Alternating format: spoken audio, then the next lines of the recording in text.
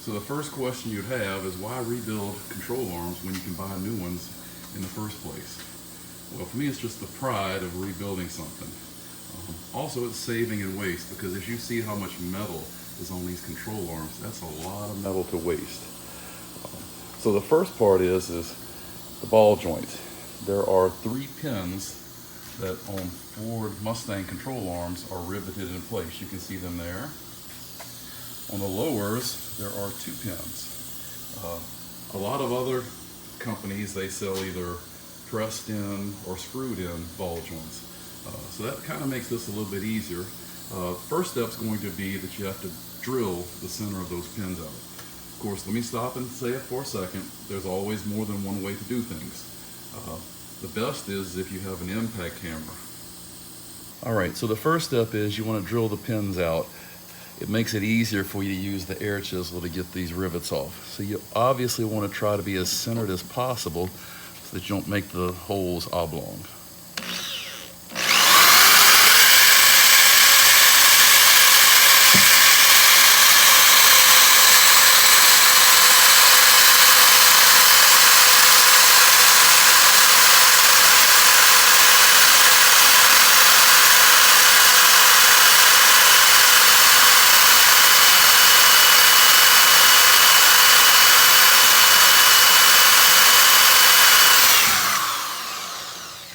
Now, of course, you don't have to drill all the way through. You just have to get at least as low as the surface of the control arm.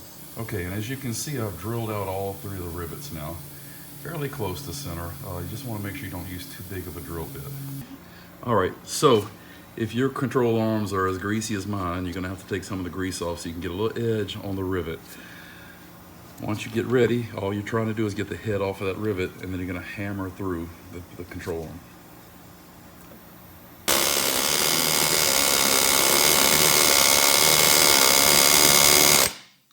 You can see that the head has come off of the rivet. So of course the next is to repeat on all 3 and then drive them through. So the next step is to use your air chisel to drive the pins out. As you can see here, I've already driven one of the pins out. Of course, it's going to take some time and effort and some patience, so just let it ride. All right, so as you can see, I've driven all 3 pins out. So the next part is to separate the ball joint from the control arm. And it's not a press fit, it's just pushed in there. So anything can get it out, pry bar.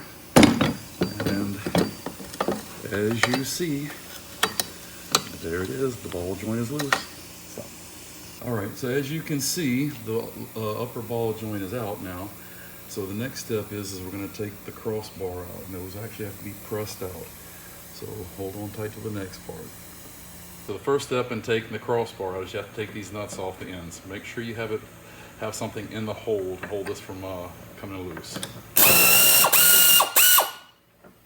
All right, so the next step is we have to drill the rubber out of the crossbar so we can get the crossbar through. If you have a torch, you can burn it out too, but I don't have a torch, so we're gonna drill.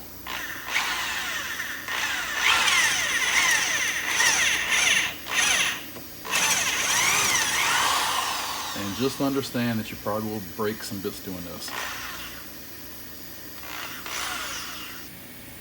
So as you can see, with the drilling, the rubber is going to come out because it's quite old, and eventually you're going to be able to use a screwdriver or a pick to get the rest of that rubber out.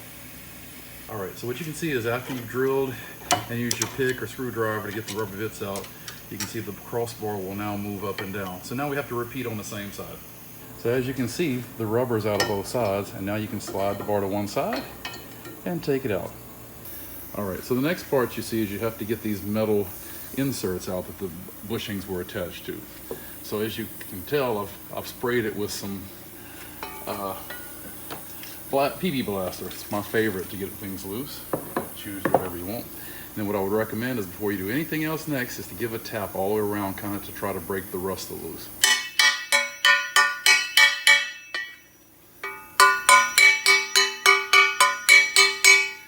And the goal isn't to deform the metal or anything. The goal is just to break that rust loose. All right, so for this part, you can see I'm using my ball joint press. We're gonna press through to push that insert out.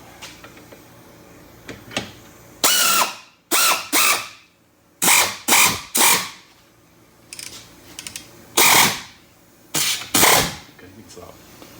So now that the ball joint press has pushed the insert through, now you have to use something on the other side to pry it the rest of the way out. And there you have it. The insert's out.